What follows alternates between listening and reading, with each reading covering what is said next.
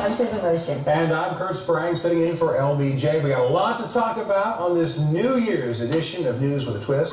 First, here are the headlines. It was a great restaurant, by the way. Well, looking back on 2013, Kaara Johnson says, we owe a debt to the fed-up commuters who gave us all a free ride on the Crescent City Connection. Here's Corey's News with a View. When I think back to 2013, there are many big stories that occurred both locally and nationally.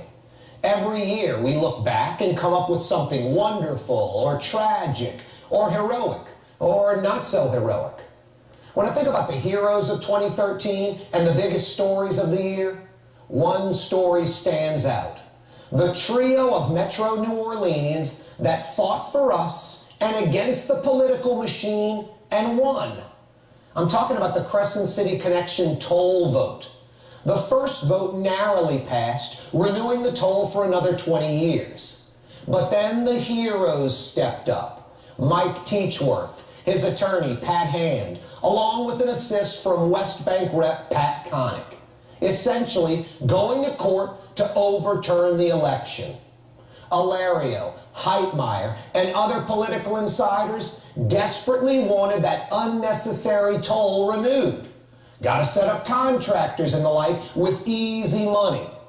But Teachworth, Hand, and Connick thought otherwise. They went to court in Baton Rouge and succeeded in getting the election results thrown out. A new election was called, and the measure failed, eliminating the tolls on the bridge. If it was business as usual, complacent citizens allowing the joker politicians to have their way, we'd be looking at 20 more years of tolls. Instead, the heroes stepped up and saved us.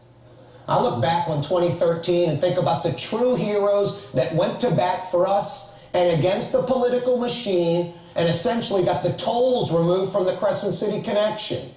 Mike Teachworth, Pat Hand, and Pat Connick. Real heroes for all of us in Metro New Orleans. Happy New Year, guys, and thank you. I'm Kaara Johnson. Coming up on News.